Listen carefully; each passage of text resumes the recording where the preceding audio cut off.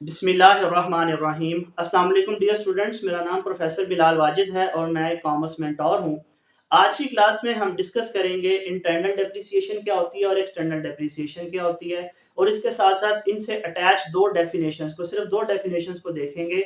एक ऑब्सोलेसेंस को और एक वियर एंड टियर को, क्योंकि ये पेपर के हवाले से दोनों बहुत इंपॉर्टेंट है।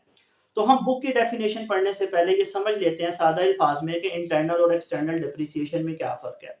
देखें, जो डेप्रिसिएशन इंटरनल कॉजेज़ की वजह से होती है। इंटरनल कॉजेज़ क्या है? जब हम किसी एसेट को इस्तेमाल करते हैं तो वो एसेट के स्पेयर पार्ट्स यूज़ होते हैं। मिसाल के तौर पर हमने एक बाइक खरीदी, हम उस बाइक को इस्तेमाल कर रहे हैं। उस बाइक को इस्तेमाल करने की वजह से उसके अंदर जितना भी एक स्ट्रक्चर लगा हुआ है, उसके टायर इस्तेमाल हो रहे हैं, उसका चैन कवर इस्तेमाल हो रहा है, उसकी सीट इस्तेमाल हो रही है, इंडिकेटर इस्तेमाल हो रहे हैं, इंजन इस्तेमाल हो रहा है। इसके इस्तेमाल होने की वजह से उसकी जो वैल्यू में कमी आएगी, उसको हम कहेंगे इंटरनल डेप्रिसिएशन। हमने एक बाइक ली, उसको इस्तेमाल करना शुरू कर दिया, उसको इस्तेमाल करने की वजह से उसमें ज़ंग लगेगा, उसके ज़ंग लगने की वजह से उसके स्पेयर पार्ट्स की वैल्यू भी डाउन होगी, तो ओवरऑल हमारी बाइक की जो वैल्यू में कमी आएगी, उसे हम कहेंगे इंटरनल डेप्रिसिएशन। ठीक है? और एक्सटर्नल डेप्रिसिएशन क्या है? फर्ज करें कि आपने एक बाइक नई ली और उससे एक्सीडेंट हो गया, वैल्यू तो उसकी खत्म हो गई, डाउन हो गई एकदम। अब आप कहोगे मैंने इस्तेमाल भी नहीं की, ठीक है, आपने एसेट को अभी प्रॉपर यूज नहीं किया, तो उसका एक्सीडेंट हो गया। ये एक्सीडेंट एक्सटर्नल कॉज है। एक्सीडेंट क्या है? एक्सटर्नल कॉज है। तो अगर किसी इंटरनल कॉज की वजह से एसेट की वैल्यू में कमी आती है, इंटरनल कॉज क्या है? आपने उसको इस्तेमाल किया है, उसको आपने क्या किया? इस्तेमाल किया, तो वो है इंटरनल डेप्रिसिएशन। और एक्सटर्नल कॉज, एक्सीडेंट हो गया, आग लग गई, चोरी हो गई या ऑब्सोलीट हो गई कोई चीज, तो ये एक्सटर्नल कॉजेज हैं। इनकी वजह से अगर आपके एसेट की वैल्यू में कमी आती है तो वो क्या कहलाएगी? External depreciation. अब बुक वाली डेफिनेशन देखते हैं दोनों की। इंटरनल डेप्रिसिएशन क्या है जी? इंटरनल डेप्रिसिएशन क्या है? डेप्रिसिएशन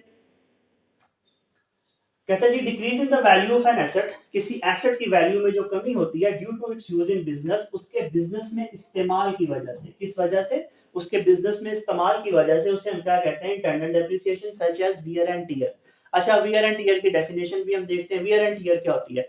अक्सर वियर एंड टियर का मतलब होता है किसी एसेट की शेप में चेंज आ जाना। वो माइनर भी चेंज हो सकता है, वो मेजर चेंज भी हो सकता है।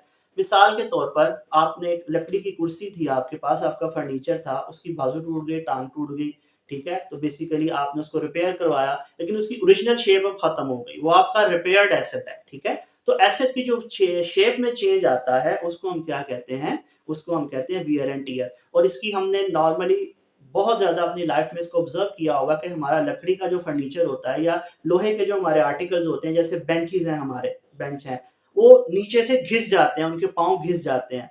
ठीक है? और घिसने की वजह से वो इम्बैलेंस होते हैं, टक टक करने लग जाते हैं, तो इसको हम कहेंगे ये वियर एंड टियर हो गई। इसी तरह अक्सर जगह से हम देखते हैं पेंट उखड़ जाता है, ये भी वियर एंड टियर की एग्जांपल है। तो वियर एंड टियर का मतलब है जब किसी एसेट की शेप चेंज हो जाए। तो वियर एंड टियर का क्या मतलब है? The change in the value of an asset, the change in the shape of an asset, किसी एसेट की शेप में चेंज आ जाना due to its use in business, उसके बिजनेस में इस्तेमाल की वजह से, is called wear and tear. वो वियर एंड टियर कहलाता है। उसके बाद आते हैं जी थर्ड वन के ऊपर, हमारी एक्सटर्नल डेप्रिसिएशन। एक्सटर्नल डेप्रिसिएशन क्या है? मैंने अभी आपको बताया कि किसी एक्सीडेंट की वजह से, किसी हादसे की वजह से या किसी ऑब्सोलेसेंस की वजह से अगर किसी एसेट की वैल्यू में कमी आती है तो उसे हम कहते हैं एक्सटर्नल डेप्रिसिएशन। डेफिनेशन देखते हैं। Decrease in the value of an asset due to सब एक्सटर्नल फैक्टर्स, या वो एसेट के अंदर से रूनुमा नहीं हुए, एसेट के बाहर से रूनुमा हुए हैं। ठीक है? External factors such as loss by fire और लॉस बाय एक्सीडेंट। यहाँ पे आप ऑब्सोलिसेंस, यहाँ पे आप ऑब्सोलिसेंस भी लिख सकते हैं। ठीक है? मैंने खुद ही नहीं लिखा। ऑब्सोलिसेंस क्या होती है? ऑब्सोलिसेंस क्या होती है बेटा? ऑब्सोलिसेंस को समझे बड़े आराम से। ऑब्सोलिसेंस क्या होती है? जब कोई नई टेक्नोलॉजी मार्केट में आती है, जब कोई नई टेक्नोलॉजी मार्केट में आती है तो पुरानी टेक्नोलॉजी खत्म हो जाती है। पुरानी टेक्नोलॉजी क्या होती है? खत्म हो जाती है। अगर वो खत्म ना भी हो तो वो बहुत कम रह जाती है, उसका मैग्नीट्यूड बहुत कम रह जाता है। इसे हम कहते हैं ऑब्सोलिसेंस। मिसाल के तौर पे जब शुरू में अगर हम देखें लेट 90s के अंदर जो कंप्यूटर के अंदर टेक्नोलॉजी थी, वो उसको हम P1 P2 P3 कहते होते थे। जब P4 आया, P3 ऑब्सोलीट हो गई, P3 खत्म हो गई, लोगों ने लेना छोड़ दिया। उसके बाद एक नया दौर आया, डेस्कटॉप खत्म हुआ, लैपटॉप आया। अब आपको डेस्कटॉप कहीं कहीं नजर आता है।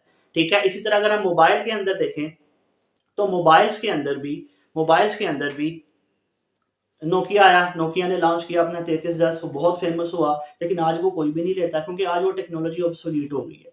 उसमें ना तो तस्वीर बनती थी, उसमें ना तो क्या उसे कहते हैं वाईफाई आता था। तो इस वजह से अगर वो आज मार्केट में मोबाइल आए भी, तो वो नए फीचर्स के साथ आएगा, पुराने फीचर के साथ कोई भी उसको नहीं लेगा। इसी तरह फिर विंडो की टेक्नोलॉजी आई मोबाइल में, फिर एंड्रॉयड की आई, अब एंड्रॉयड के बाद एक एप्पल की टेक्नोलॉजी भी आ गई है। तो इस तरह ये चेंज होती रहती है। जैसे ही नई टेक्नोलॉजी आती है, लोग पुरानी टेक्नोलॉजी को इस्तेमाल करना कम कर देते हैं। तो इसके लिए हम जो वर्ड यूज़ करते हैं वो ऑब्सोलेसेंस कहते हैं, और हम कहेंगे कि जनाब वो चीज़ ऑब्सोलीट हो गई। वो क्या हो गई? ऑब्सोलीट हो गई। तो ऑब्सोलेसेंस की डेफिनेशन देखते हैं। Decrease in the value of an asset, किसी एसेट की वैल्यू में कमी आना ड्यू टू न्यू टेक्नोलॉजी या न्यू इन्वेंशन, नई इन्वेंशन की वजह से या नई टेक्नोलॉजी की वजह से, वो क्या कहलाती है? ऑब्सोलेसेंस कहलाती है। तो डियर स्टूडेंट्स, ये थी हमारी आज की डेफिनेशंस। उम्मीद करता हूँ आपको समझ आई होंगी। अगर आपको इनमें कोई भी प्रॉब्लम है तो आप मुझे कमेंट में लिख सकते हैं, आप मुझे व्हाट्सएप पे मैसेज कर सकते हैं। मेरा व्हाट्सएप नंबर है 0321418263। अगर आपको ये वीडियो अच्छी लगी, उसको लाइक करें, सब्सक्राइब करें, शेयर करें। मुझे अपनी दुआओं में याद रखें। अल्लाह हाफ़िज़।